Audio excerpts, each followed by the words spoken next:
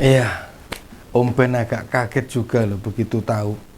Kemarin Pak Menhan yang sekaligus capres peraih suara terbanyak versi quick count dan real count datang ke IKN sendirian. Yo tentu maksudnya ora dhewean sendiri itu enggak lah, pasti ada yang mendampingi ya para ajudan itu. Yang jelas ada staf khusus loh, Menhan, bidang manajemen pertahanan. Pak Letnan Jenderal TNI Purnawirawan Safri Samsudin dan Kabaranahan Kemhan Marsda TNI Yusuf Jauhari.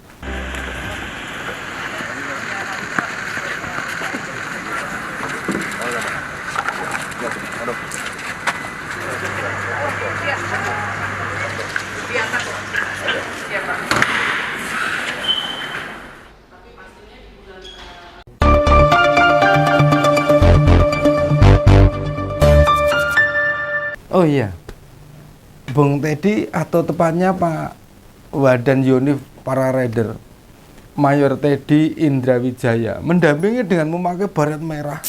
Beneran, ini kunjungan biasa. Serius, ini hanya ngecek proyek. Katanya sih agendanya melihat pembangunan istana di IKN serta persiapan 17-an mendatang. Katanya sih bakal digelar di IKN, bukan di Jakarta. Nah, undangan sudah pada disebar. Ada sekitar 6.900-an undangan.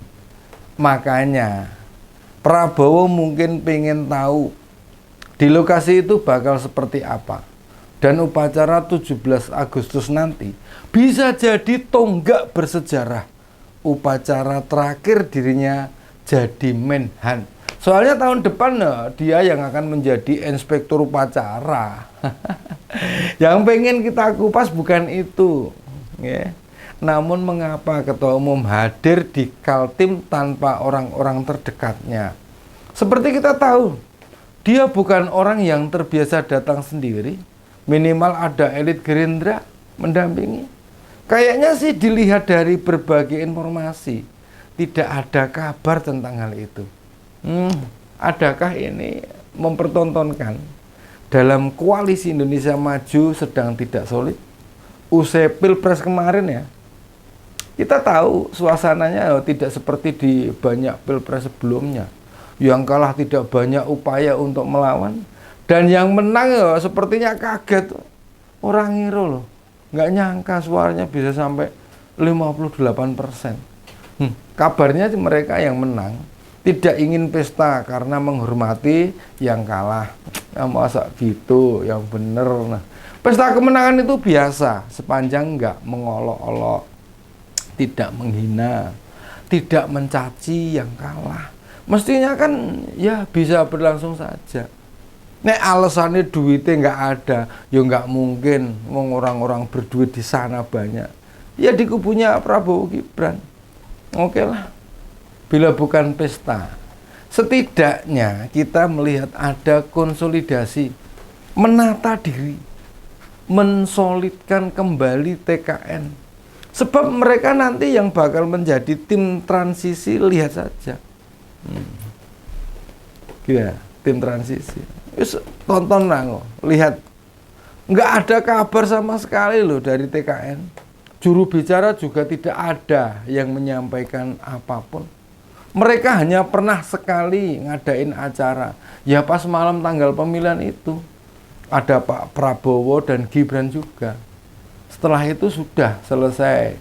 Tidak ada aktivitas lanjutan. Apa mungkin ya menang Prabowo meminta timnya untuk diam? Untuk konsolidasi. Untuk persiapan masa transisi. Masa sih tidak ada informasi apapun? Ini loh yang kami ini mbok, yo wong cilik lho, melu mikir negara. Indonesia ini negara dengan penduduk lebih dari 270 juta. Urusannya banyak, anggarannya besar, utangnya juga gede, otomatis ngurusnya lebih susah. Sudah lebih dari 1 bulan kita nggak ngerti nih, apa persiapan-persiapan yang mereka susun. Kalau bagi-bagi kursi menteri ya itu sudah pasti. Tolong diingat nih, Yang justru jauh lebih penting itu ya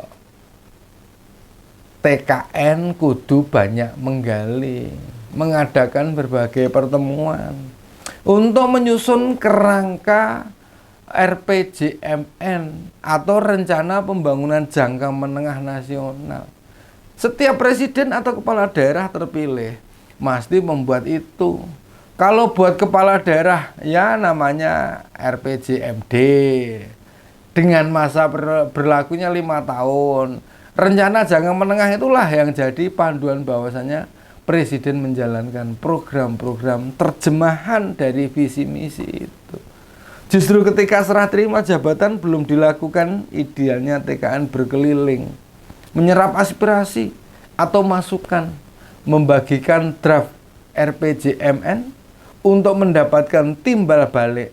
Kemarin sih sudah ada yang memancing soal bagaimana makan siang dan susu gratis bisa jalan, namun kenyataannya malah jadi pro kontra. Nah memang program ini susah diterima nalar. Selain program makan siang ada juga program 3 juta rumah susun, 300 fakultas kedokteran, 100.000 dokter disekolahkan di luar negeri, guru ngaji dan pendidik pondok pesantren. Wah, katanya juga mau didapat gaji. Ya minimal program-program itu loh secara masif didiskusikan di daerah.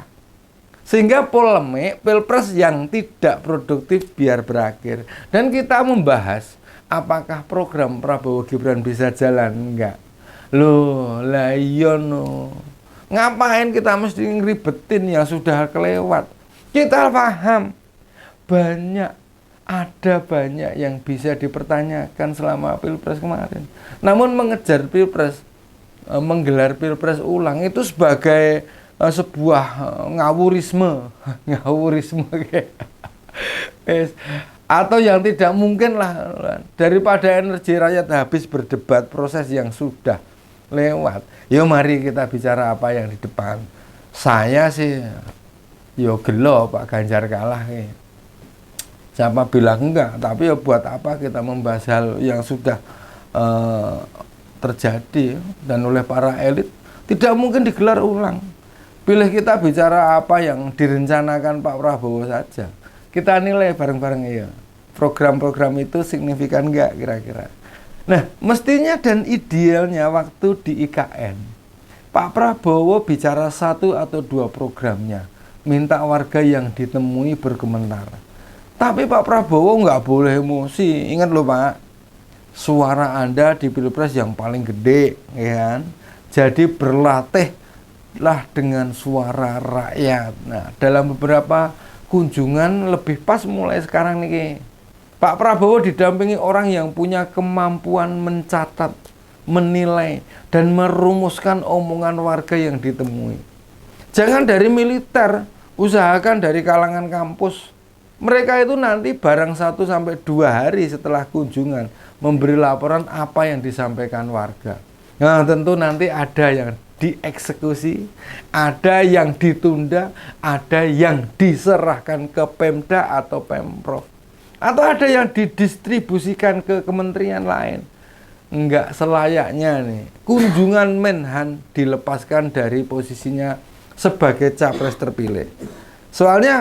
Soalnya rakyat akan menutup mata soal itu.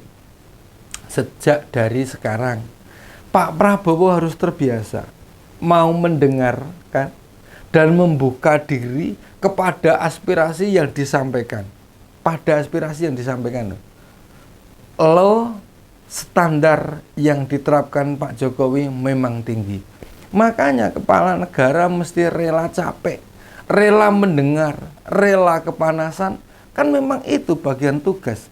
Kita belum melihat tim atau orang yang bersama Pak Prabowo mencatat atau mendalami apa yang disampaikan warga.